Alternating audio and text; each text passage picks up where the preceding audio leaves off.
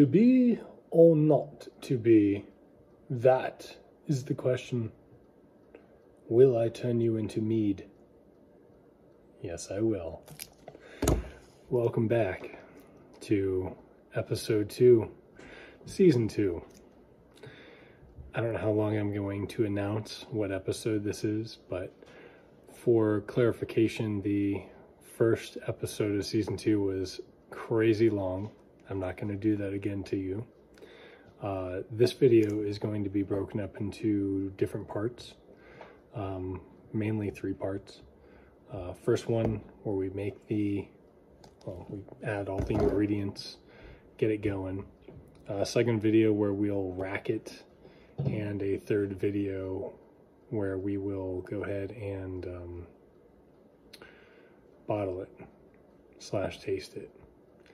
What we're making today is dragon's blood.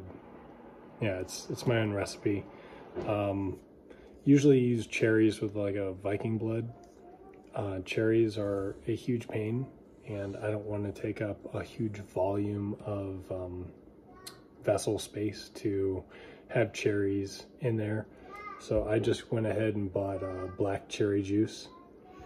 I actually have quite a bit of it because we're going to go ahead and make about 2 gallons, maybe slightly less.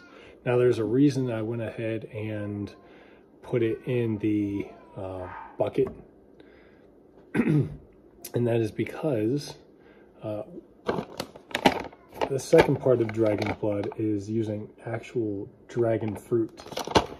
First time I made it, I didn't use frozen fruit because I didn't know they had it.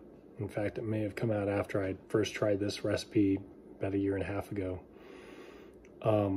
It's gotten really good reviews. So we're gonna go ahead and make it again. I'll show you how you can make your own. But there's also an added benefit with making a mead with frozen fruit. When you go ahead and you freeze it and then thaw it, it actually does something to the crystalline structure of it, making it easier to ferment. So that's why I have that. Also, it's already chopped and ready to go. The only thing we're going to do is mash it down a little to extract the juices. Let's get to it. First thing we're going to do is we're going to pour some juice into a clean cup. This juice has plenty of sugar. Not sure exactly how much. I want to say, I don't know, maybe a starting gravity of maybe 1.07 or 80. I mean, it's got 50 grams of sugar per 8 ounces. It's really sweet. And I chose black cherries over tart cherries because I don't want the tartness, okay? I mean, you can do it if you want, but tart in a drink to me just doesn't seem very appealing.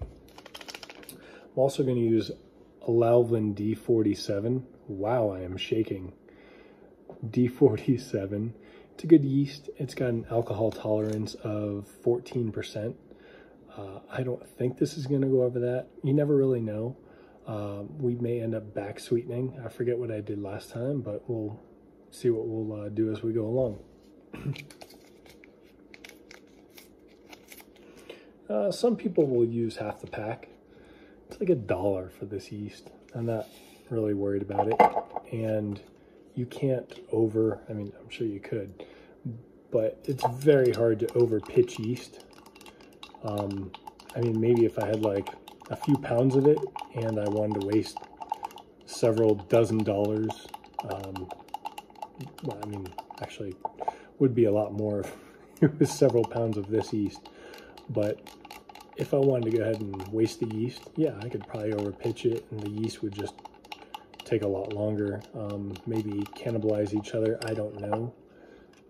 It's not like that would ever happen.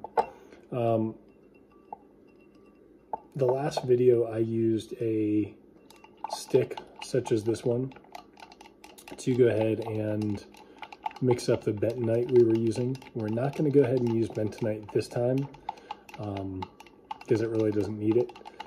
But I'm still using a stick because yeast kind of likes to stick to things. If I put a spoon in there, I'd probably see a lot on the spoon and have to get it off somehow anyway. But this way, it's nice and mixed up. Don't have to worry about it. We'll set that aside. I'll show you in about 10 minutes or so what it looks like. We should see some foam at the top. That's just the yeast saying, not saying anything. It's just the yeast working. So we're going to take the bucket over.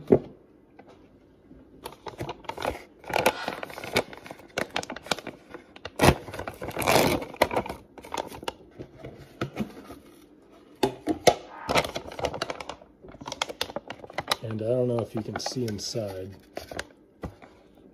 but you really can't. Either way,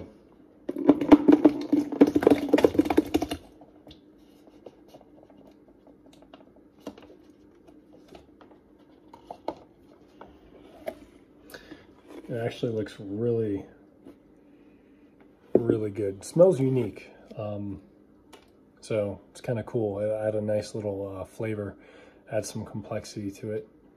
So what we're going to go ahead and do is start mashing this down. Now I've frozen, well, I had them frozen actually for about a month or so in the freezer, but they have been thawed out, sitting on the counter for, I don't know, several hours this morning. What I'm basically doing is just pressing them down. I don't want to crush them fully. There's a lot of seeds in here.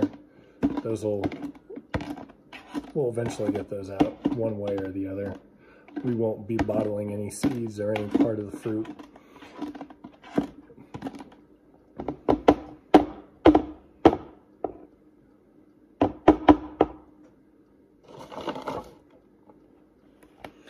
And we're going to go ahead, start dumping our juice in there.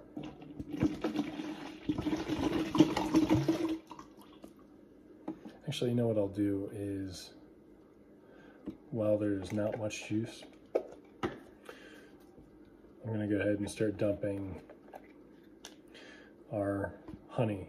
This is Kirkland brand honey. It's raw, it's certified, so you know that it's not some kind of like rice syrup pretending to be honey.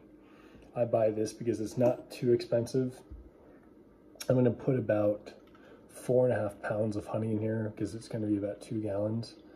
I'm kind of playing fast and loose right now because I've only estimated what the gravity should be. Just estimating.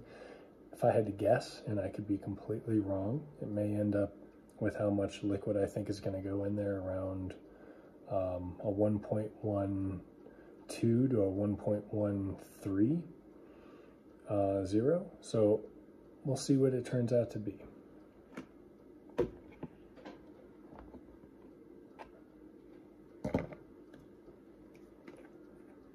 And of course, this honey is a lot easier to pour when you warm it up first. So I give it a little quick 5-minute bath in warm water, obviously while it's still sealed, and then I go ahead and then don't have any issues because the viscosity will go down as it heats up. Just a little trick for all of you. And yes, that's science, that's not alchemy. I know, what am I doing? All right.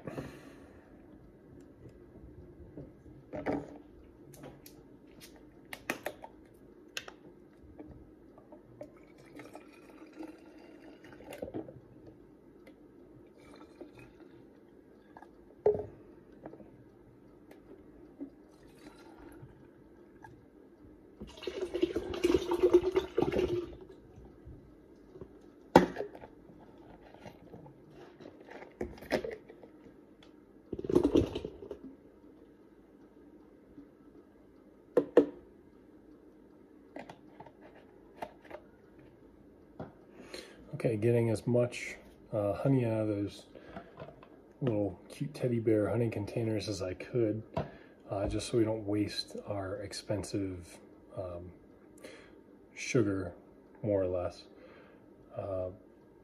We want to go ahead and just use as much as possible. I'm going to go ahead and keep pouring more of the cherry juice in there.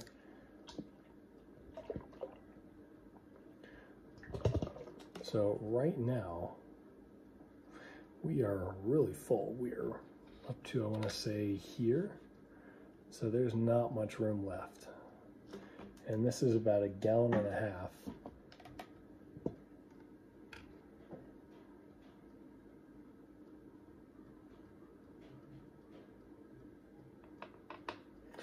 Okay. So it looks like it's 1.090. Now I purposely took from the top where I didn't really have honey mixed in. I kind of forgot to take a measurement of what the juice was. So it's really sugary. I mean, it's, what I took was the measurement without the honey added. I'm gonna stir real quick and go ahead and take another measurement. I wanted to do this just as a, not an experiment, but just to show you how close some juice can actually get you. So like if I didn't add the honey and I wanted to make some sort of weird cherry wine, this would be perfectly fine to actually use to do that. A starting gravity of 1.090 for a, say, a dry wine would be amazing.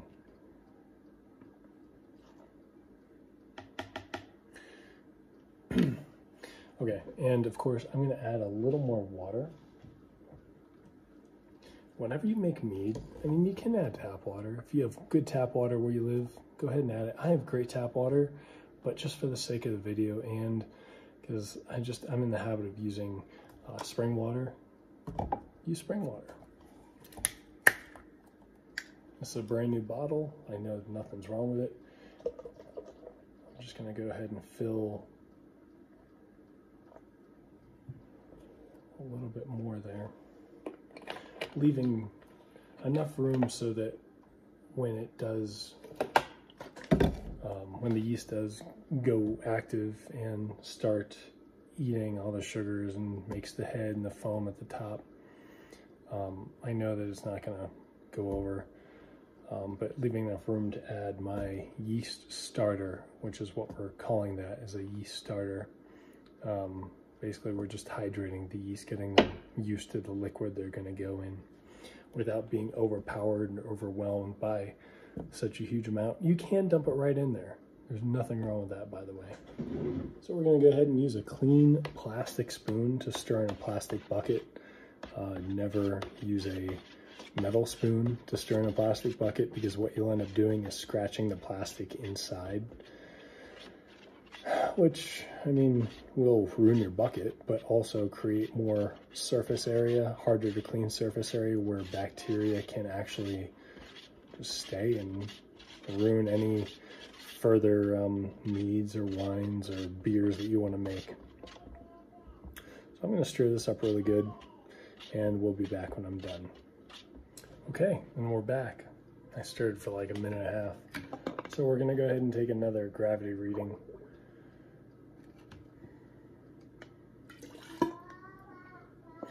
And of course, I don't know if you can, of course you can see the color. It is really, really dark red. I mean, it looks like, kind of like blood, which is what we're going for. So believe me, I'm not complaining. What I am complaining about is all the pieces of dragon fruit my turkey baster is trying to suck up.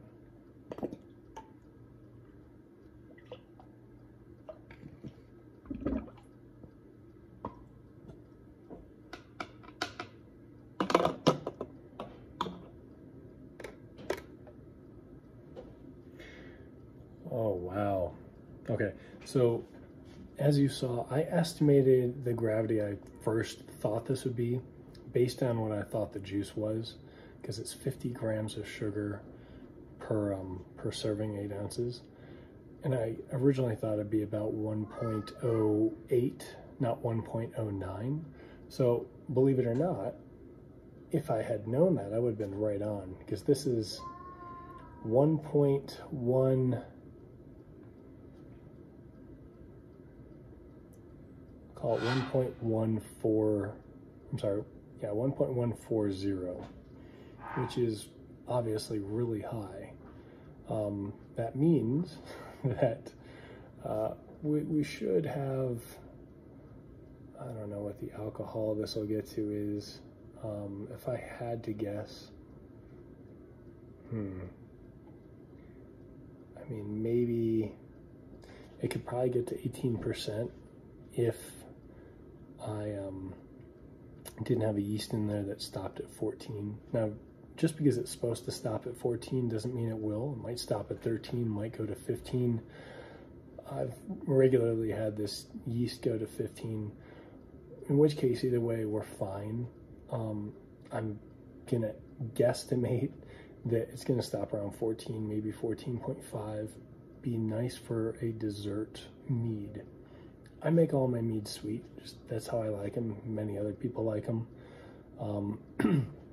So what we're gonna probably end up seeing when we're done is we're gonna see a mead that's 14 to 15% and still with a final gravity of probably 1.030-ish, which may actually, if it's a little higher than that, it might turn into a sack mead, which is perfectly fine. A sack mead is anything over 1.030. So what happens. Either way, it's not going to go dry. I can guarantee that with like 100% confidence, unless this pack of yeast is really not what it says it is. So let's go ahead and pour this back in.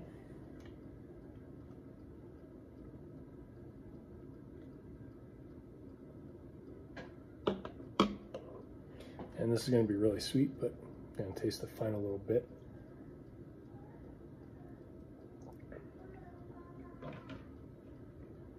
Honestly, it's so sweet that it's hard to get a good flavor profile. It is good. It's amazing, but it's not something I can easily recognize different flavors just because of all the sugar. Anyway, let's go ahead, and since it's stirred, we went ahead and checked our OG, original gravity. Now, unfortunately, this yeast is not really foaming up. There's a teeny bit you can't really see. I could tip it, but you're not going to see it. I mean, I know that it's working. I can actually see a few bubbles. So, gonna go ahead and pour it in. You can mix it, but there's no need. We're gonna go ahead and put the top on now.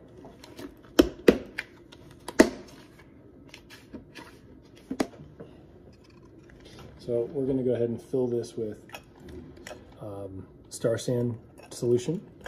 You can use water, you can use alcohol. Star San and liquor are the best. Liquor is more expensive in my opinion than Star San, so I go for the cheapest, safest option. If little gnats or buggies get in here, they're gonna die on contact. Okay, so the 3-piece airlock is filled up with Star San solution. We're just gonna go ahead and put that right in there. That's it, folks. Hope you enjoyed this episode. If you want to go ahead and do the same thing I did, I mean, this is a really good mead. You know, just be patient. It's gonna probably be about a month before the next video comes out. Mead, unlike wine, does take longer to ferment, and we'll see where we go. Have a good day.